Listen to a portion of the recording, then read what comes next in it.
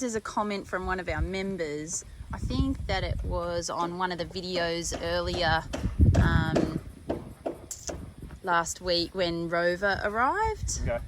So it's from Bridget.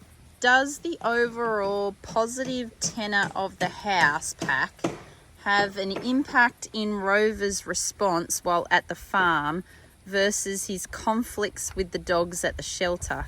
It seems he quickly benefited from the change in environment with the house pack, who are all well socialised and accepting, and also quickly acclimated to Luke's training. He seems like a diamond in the rough.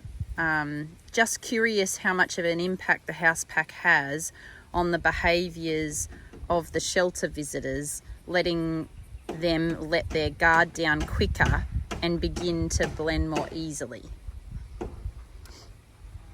Yeah, it has a massive impact. Mm-hmm. That's the whole thing, is giving the dogs a safe place, and having a complex social environment where there's no threat to defend yourself, or any dogs hassling each other. So it is a very, very therapeutic environment for those dogs. The unfortunate case is you can't just let any dog in here. Like if you just put Roscoe in here before he'd gone through his training, he would have tore the dogs apart. So it does need to be a unique situation like what Rover is, where he's showing aggression and he's showing his antisocial behaviour, but at the same time he's showing a very quick response to training and my input. So that's what's allowed us to expose him so quickly, and he's benefiting hugely. We found the same thing with Luna. It's a coincidence that she's here at the moment. She was doing the same thing. She was going downhill in that environment. We brought her out here, we had her on muzzle, we did some training with her for a couple of days, and then after the first 2 days, I think, she was running around with the pack and no issues. She just dropped it. We've seen it time and time again. We saw it originally with our daycare, where we would have, it wasn't as tight as our pack now, but we had the Monday pack, the Wednesday and the Friday pack. They were all very familiar dogs with each other, and whenever a new dog came in, we found that they had some benefits to it as well. So that's why we've sort of started to use the influence of our pack, because they are all trained to be social and be completely responsive and help these other dogs. They're at a point where we can get these other dogs in here. So Rover definitely is benefiting from this environment. That's what I was saying before about its unique scenario. Rover fits the mold. So that was where I was going to throw a question out there. Yeah. What, because we, like for everyone at home, Luke and I have talked about this at length. Like I really feel like it's a part of our discussion even on a daily basis, because our behind the scenes members would have heard us talk several times about how we can best help the dogs at the shelter. We've tried lots of things: therapy day, with long-term rehabilitation, shelter dog day, taking dogs like Rover and Luna out of the shelter environment and having them come here for quicker turnarounds. Yeah. But the question I was going to ask for the viewers at home would be, in Rover's instance, what are you looking for in a dog like Rover and Luna, where pretty early on, like we knew straight away with Rover, that he would likely benefit from having that pack involvement, I guess. Yeah. Coming to because that's why we wanted to do the daycare for him initially. So as opposed to, dogs like Fredo and Roscoe and Chance and Shadow, who are in a very different bracket. So what is that category, that is Luna and Rover, where they can very quickly it's make their change. Intent. Yeah. So again, there's a really good video, isn't there, that we probably only just posted on members recently about intent and the difference between Rover and Chance. Yeah. So it's a good one. So maybe for everyone at home. I do a little bit of work and testing with all the shelter dogs that come on those days, and I try to figure out, what you're dealing with. It's hard to pick it off your first interaction with them. You can pick up some things out of it, but there is a lot that keeps coming through the more time you spend with them. Like there's one dog that I started working with during the shelter day, and he was showing good promise, and I thought, he's doing well. He's doing well in the training, and he's smart and he's intelligent, but his intent is very serious. So he wouldn't fit the mold. It's one of those things where... So he would be one that would have to go through long-term rehabilitation. So with Rover, if I talk about Rover specifically, he stopped any of the antisocial behaviour and the aggression as soon as there was a better option. So as soon as I gave him an exit or he had an option for fun, he just went, I'll drop this, let's go I have prefer some fun. that. Yeah. Whereas other dogs, like the Fredos, the Roscoes, the Chances, all them, at those early stages, they would choose to hunt out the other dog. That's right. And that's why in your training, I guess, that integrated distraction is so important, isn't it? Because you're really testing that drive to want to do the other thing. That's right. Opposed to... Yes, I'm trying to figure out what stimulates the dog, what drives the dog, what their intentions are, do they have an agenda, all these things. And they all play a part. Yeah. So you can't just turn up, meet a dog for the first time and go, this dog would be great. We tried that once before, it didn't work. We tried it twice before actually, and it didn't work. Within the first 6 hours, you have to get to know the dog a little bit better. You have to let the dog let down a few guards, let down a few boundaries to let you in. Okay, so then see the real... So for everyone at home, in this journey over the last 12 months, and going back to what I was saying about we have tried so many different things in an effort to help Dee more, and also work out how the farm, including Luke and the pack, can help the best.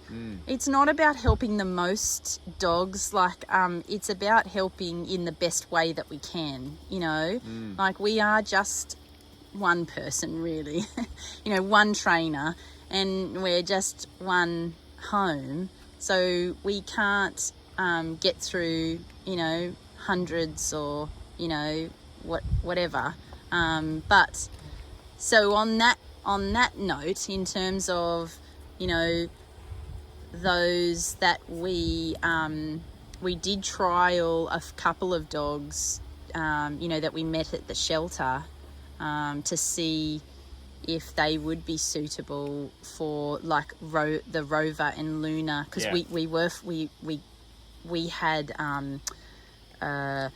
Chance, Roscoe, Molly and Nevaeh all still in their training phase in isolation, as well as Shadow, who was on her like, you know, we were still monitoring shadow, and it just was a bit too much for you personally to be able to take on another one that had to go into isolation, you know, training. So we were looking for somebody like, and it ended up being Luna. But there was a dog that we did test, and you know what, we can probably talk about it freely now because that dog is in a very good place. Because obviously, at you the know, time we couldn't say anything because she had medical issues going on, that, you know, on assessment, it was pretty obvious that was fueling her aggression. And so we're talking about Winks here, the blue staffy. Now, we realised on that first assessment that she wasn't suitable to come to the farm. She would be here for a very, very, very, very long time. And she would be better off finding a very special, suitable home. which she did. And she That's did, amazing. and she is living her best life now. So, you know, although we only met her that one time, we knew that we couldn't help her personally. We wanted, though, to help her anyway, and that's why we made that video and made the big plea that she needs for that extra special family to come forward for her, you know. It's amazing. And one of our members stepped up, and it was the family that was going to take on Faith. You know, so it turned out couldn't have turned out any better in that. It's pretty good in that respect.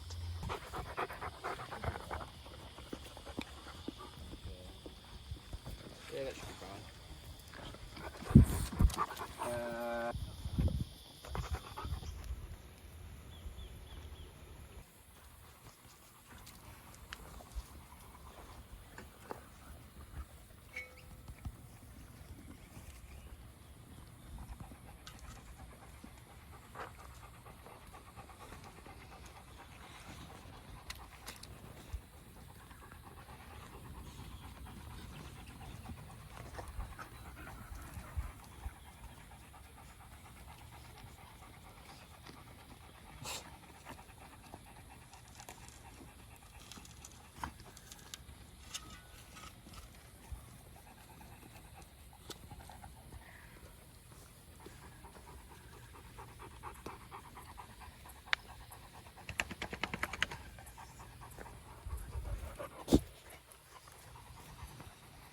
So just back on the question of how, you know, you can tell, identify a dog like, you know, Rover or Luna can make, I guess that will get most benefit from the farm in a short period of time, because that is answering Bridget's question, I guess, in a sense, or it's diving a bit deeper into it.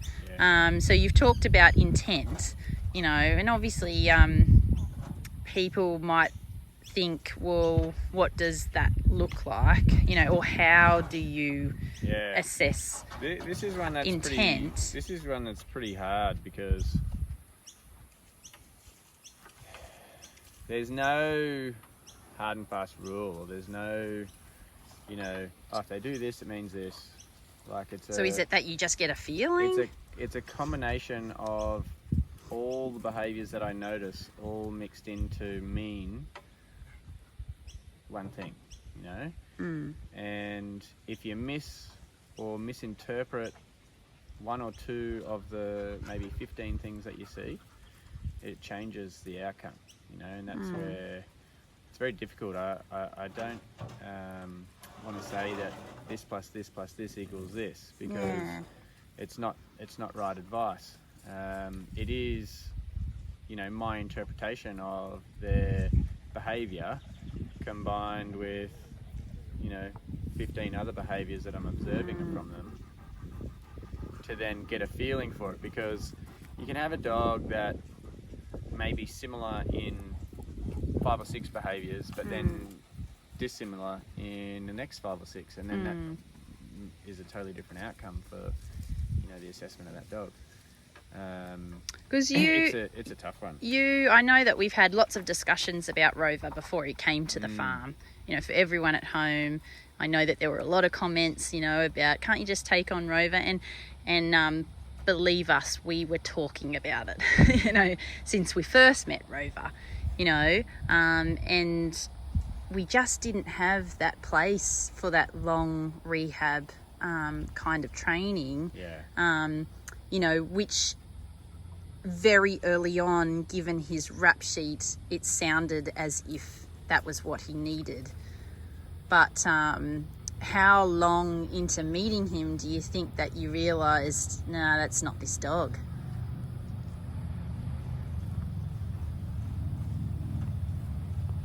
You know? I think that...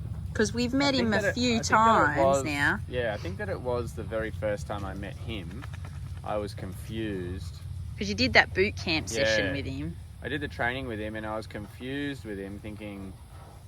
Expecting the worst. How has he got himself into this situation? Yeah. And I remember thinking, you know, he's holding back, he's not showing me something, or, you know, I've just got to wait. It'll rear its head soon, you know. And the more time I spent with him, the better he got. And I was like, oh, maybe it was to do with his old handlers, as in his old owners, or you know, there must have been some kind of situation or person or environment that he's acting out. He's not getting something that he wants, because like a dog like Chance or you know, Nevaeh or Molly, like back in the days when you know, they first came here, their aggression was shown in any instance. You didn't have to trigger them with anything. You don't have to find where it is. It was there all the time. And the same with Shadow. There was never an instance where it wasn't aggression with those guys. Yeah. Which was, you know, you can't. And so here you are, you're trying to find it in a dog like Rover. I was waiting for that. That's what I was expecting. And it didn't happen, and then I started testing him through the fence. Sure, he was showing aggression through the fence, there's no question. But what surprised me was just how quickly he cut it out. And he went, oh, okay. Just explaining to him, you know, do the training and then ask him for his attention during when he was looking at the other dogs, and he was giving it to me. And so I'm thinking, this is a bit odd. I would expect that drive to want to get to that dog through the fence to be a bit stronger. And yeah, all things sort of pointed to, I think this dog's being misunderstood. And what was it, the second meeting or the first meeting that I had him off lead with Winnie? That was the first meeting. The first meeting, yeah. So in the video, behind the scenes, you talk about, you know, Chance and Rover's intent, and comparing it. And with Rover, you kind of detail, like, he's been put into this category of an aggressive dog, you know, as opposed to, like, I remember when Molly came to us, we were told that she only had barrier aggression, which was not true. She had full aggression. It was not, you know, only situational. She was the same as Chance and, you know, Nevaeh. But, you know, this is the opposite, where Rover has been put into the category of, you know, completely aggressive in various situations, like as in he's attacked dogs, and he's been brought in on a catch pole because he's attacking humans, you know, so but then what you were saying in this talk in terms of intent with Chance and Rover is that Rover just merely has barrier aggression. Yeah, so he definitely shows barrier aggression or you know, aggression through a fence.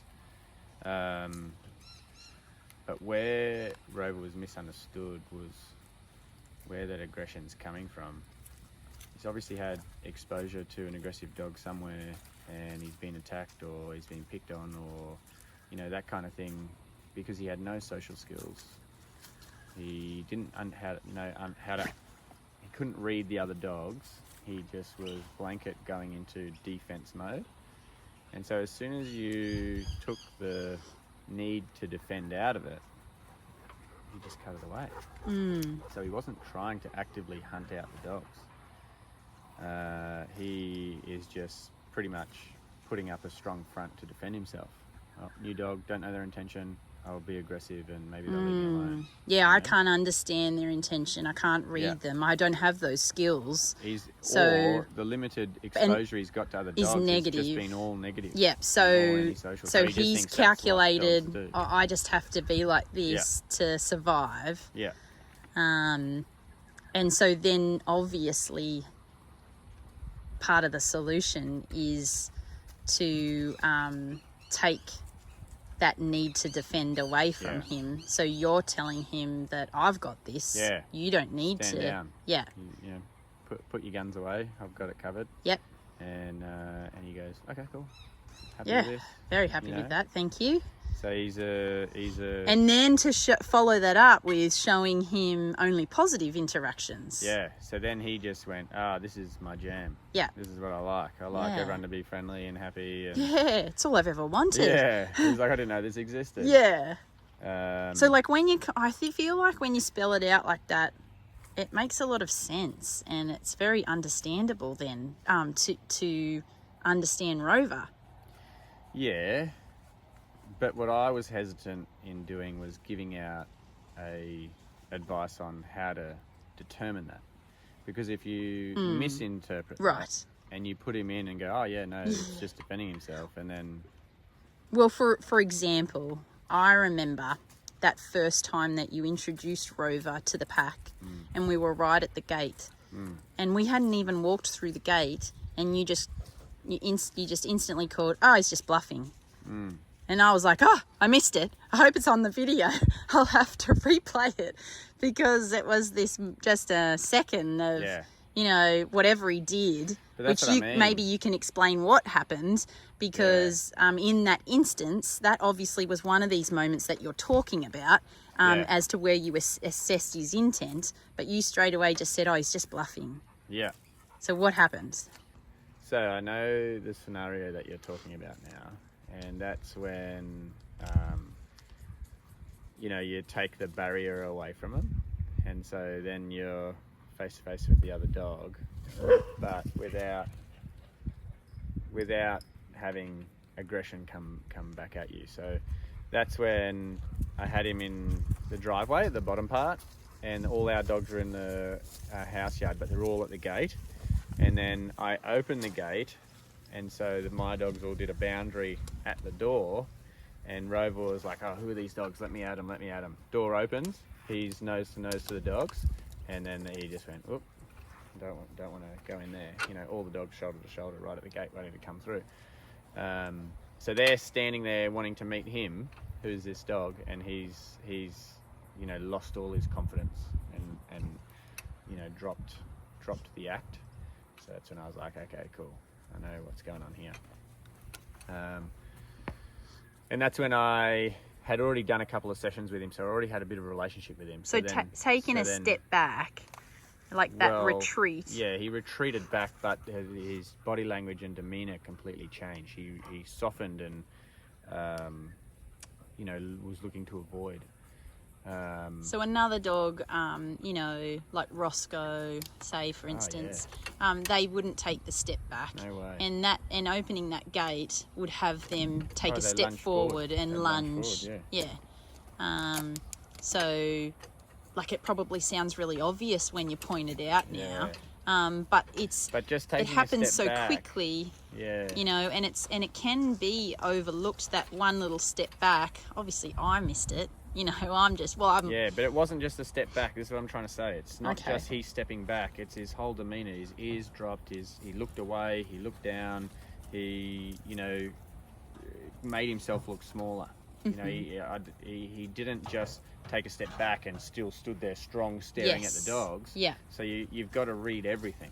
You know, and that's why I want to be very careful here in what I say, because I don't want people going out there and going, oh yeah, he took a step back, and then it's okay. So, yep. going No, off and like- I'm sorry, I'm not trying to do that either. I'm just trying to get out of you, because I think that sometimes body language, like assessment and communicating what you're looking for, amongst a lot of trainers, is a difficult thing to relay and translate, because it's a lot of experience. Yeah. I remember when I first started reading books about it, and it's like, oh, if the tail's here, it means this. If the tail's here, it means this. And I remember, like, now I think back to that advice, and it's so wrong. You know, it's not a one size fits all. It's a tail position plus the ear position plus the body posture plus the tense, you know, plus the eye contact, everything, you know, means something. Yes. It's very difficult. Like, it took me a little while to work out that this is Roscoe. He's vocal. So Roscoe is a really interesting one, because I have to say, for everybody that comes to the farm, like human-wise, they do misinterpret Roscoe. Yeah, they bring 2 pairs of undies. But look at this, like, he's getting a back scrub. He stands at the door, He's doing this. you know, looking at the kids like, you know, let me, you know, I want to come in and love you. Yeah, And his stance at the door looks like, very strong. yeah, like he's not saying that at all. Little pig, let me in. Yeah, That's what it looks but like. because we know him now, so he's But he's this is a what was hard, confusing difficult one. for him back at the beginning, because, and this is where he was different. This is where he started to come further forward compared to the others. Is when I would let them out for individual exercise, and it wasn't training, it was exercise.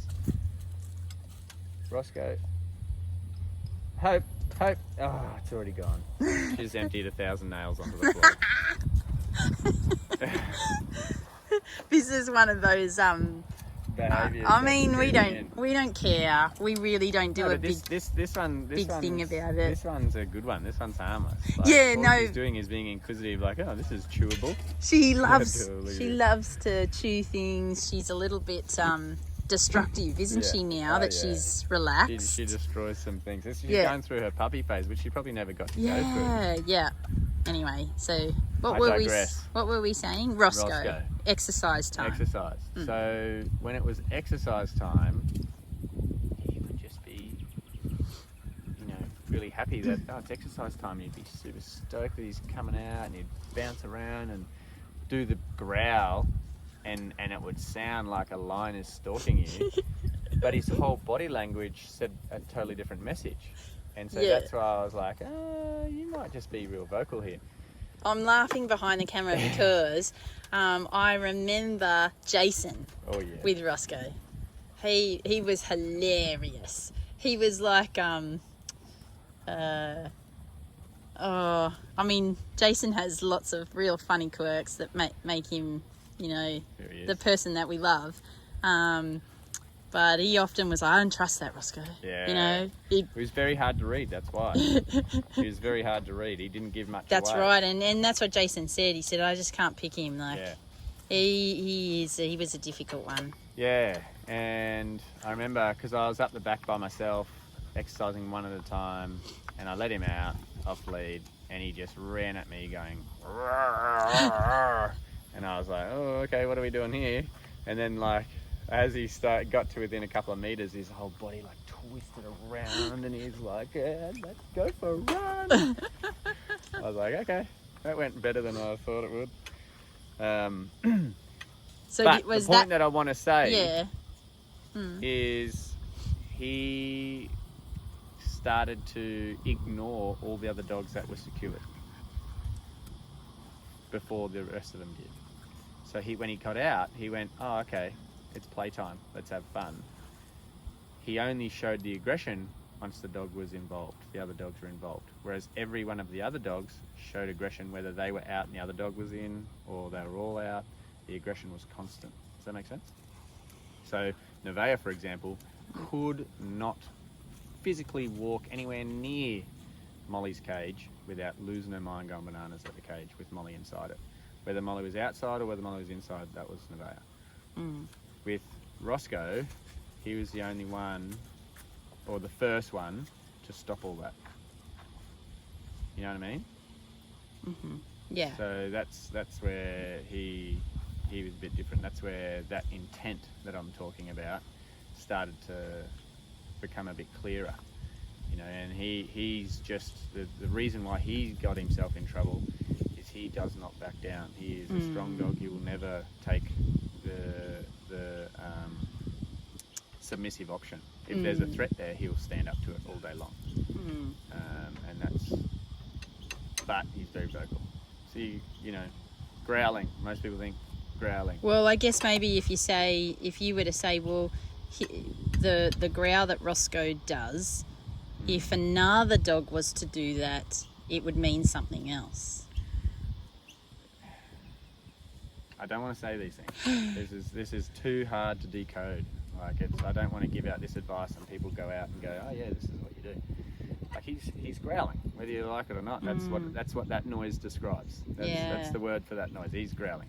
So if a dog's growling at you, that's a bad thing, right? Roscoe is very unique. It took me a little while to work out that.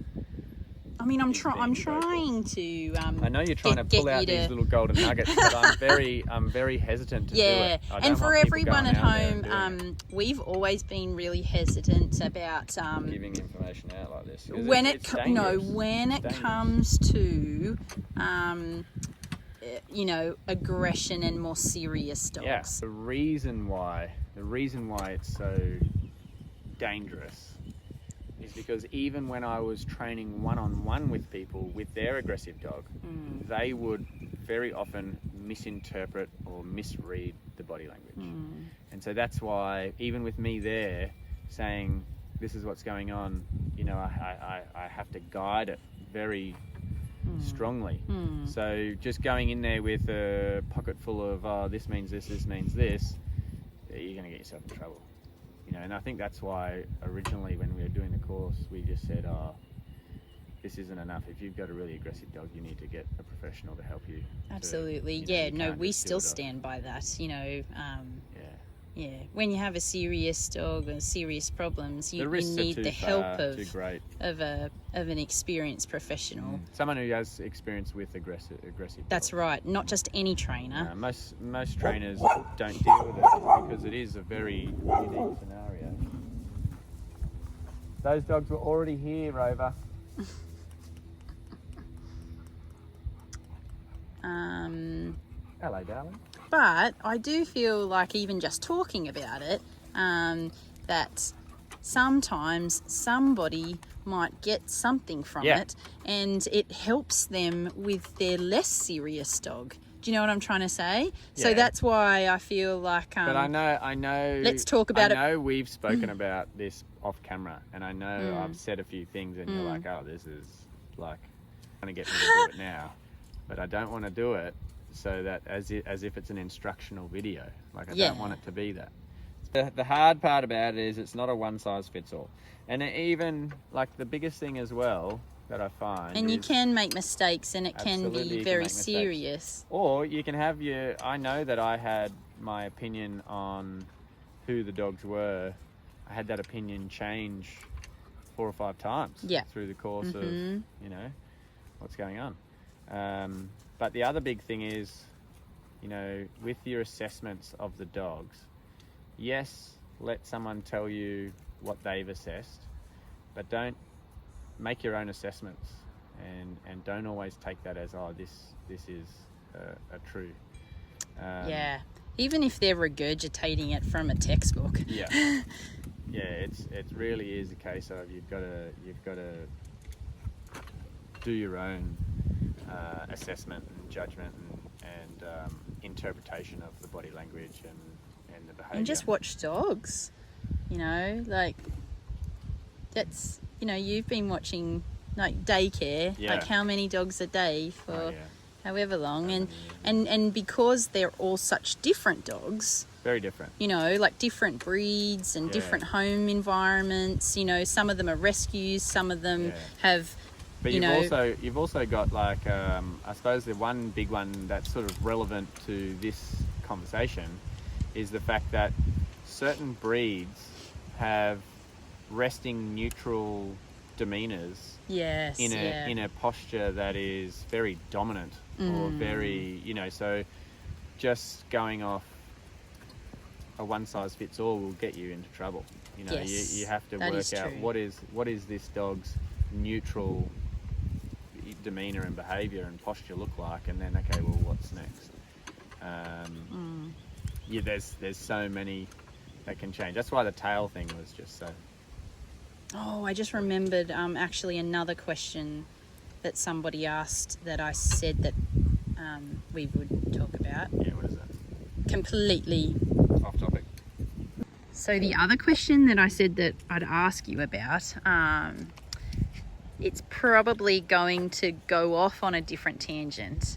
But firstly, it might be more like the question is about a dog being desexed. Oh yeah. And at, you know, what age? Yeah. Now that's something that we've talked about before, but we could probably just quickly recap it. But it followed on into behavioural questions. Yeah. Okay. Well, let's just start with the desexing one.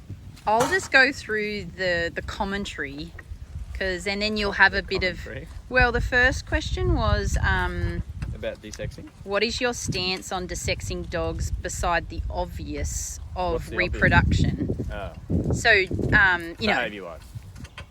Yeah, like, because obviously there's lots of reasons why people are advised to have their dogs desexed. Yep. You know, from a vet perspective, you know, it's health concerns, you know, things like cancers. But then to the other side, you know... What do you want me to talk about, behaviour or...? Well, maybe if we keep it to what this member is asking, and that is...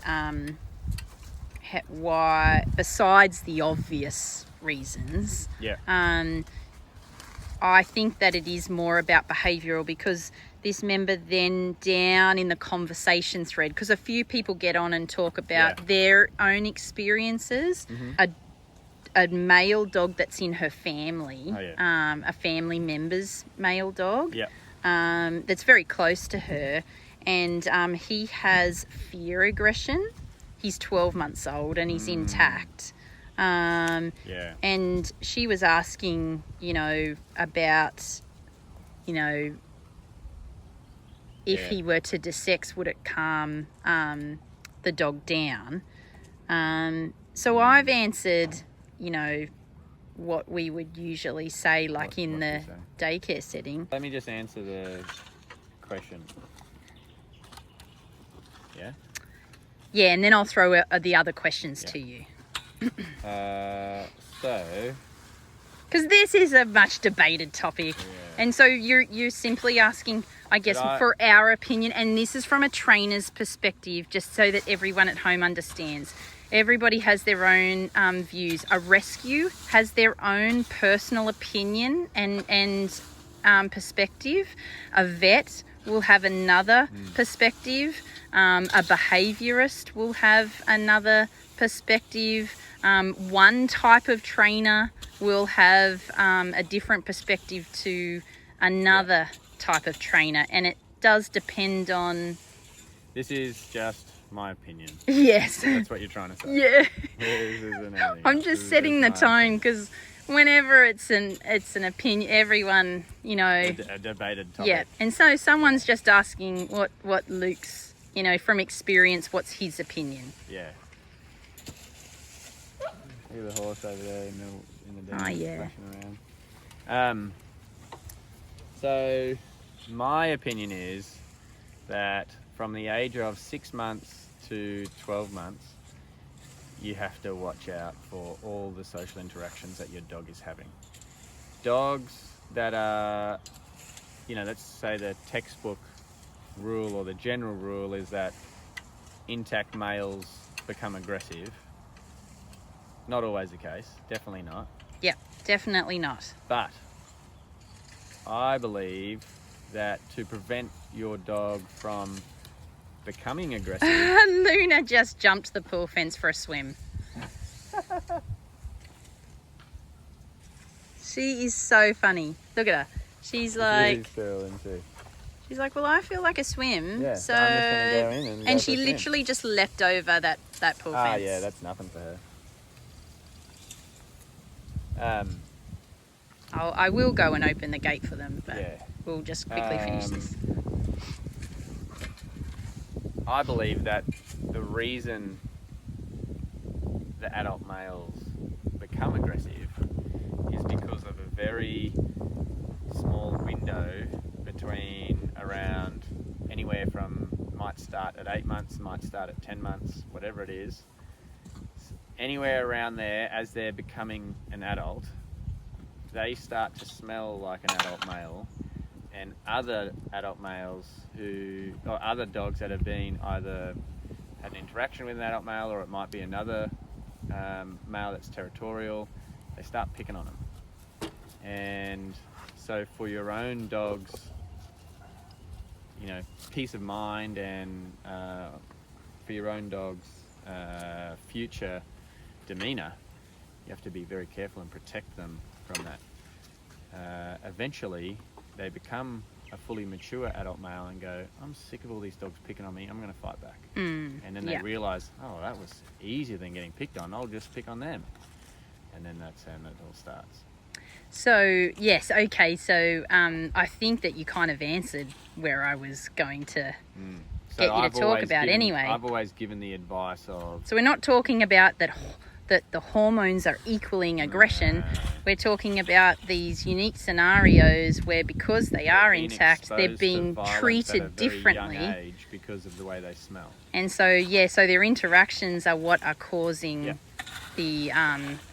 And so in this person's case, when they are describing the family dog, the fear aggression is... That's different.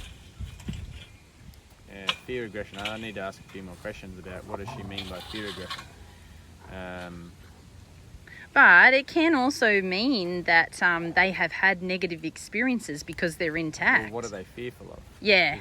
I need to get more information. Okay. You know what I mean? I need to figure out what's going on. Well, it could be that simple, but you need more information. Let's relate it to the example I just gave.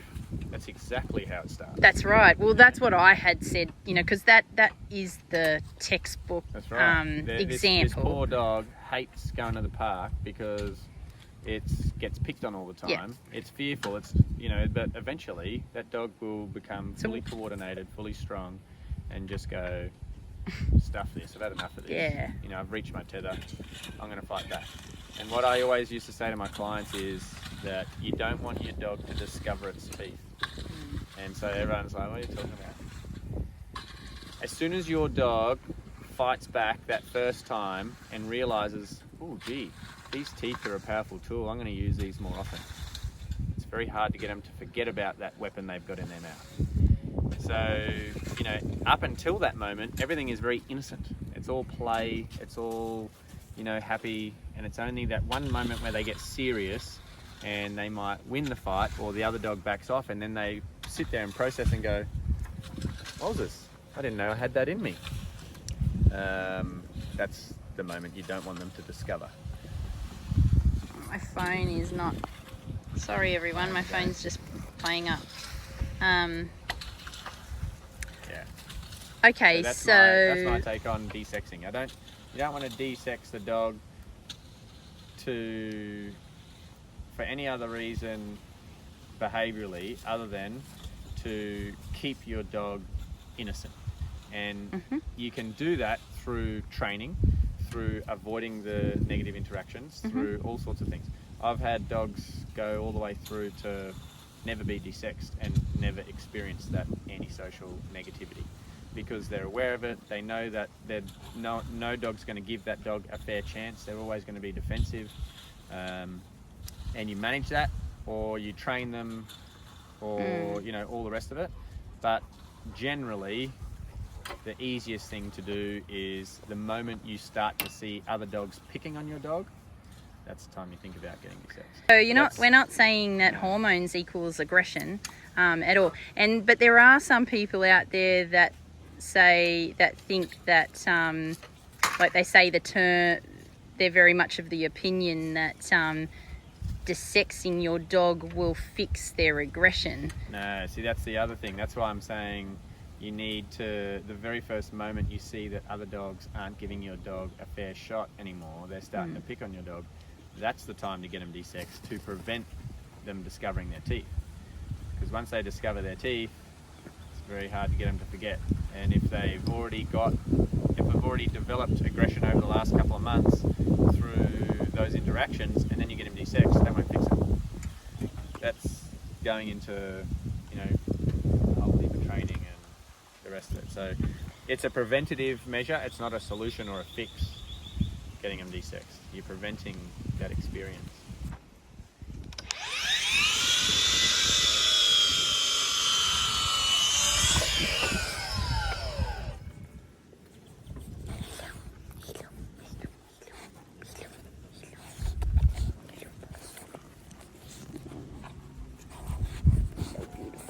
Hello, beautiful.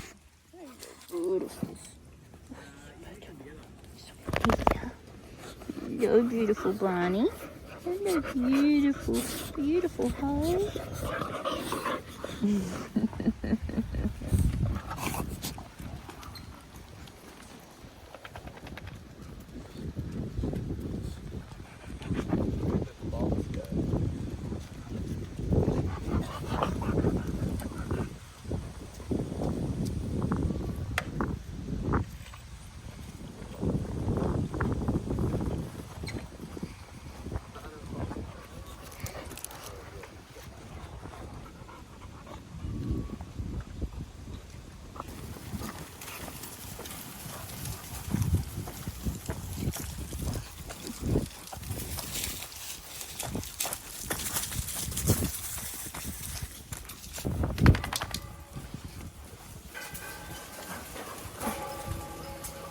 We're going to this pool. Come on. Oh, you've got to go back there around this way. Oh, goodness.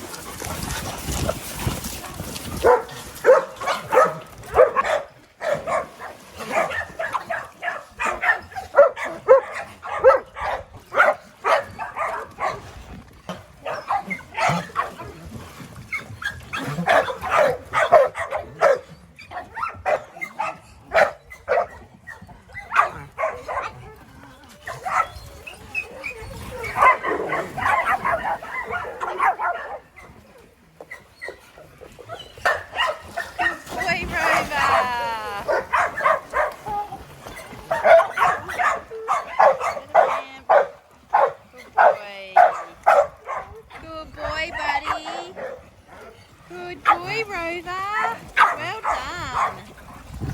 There you go, buddy.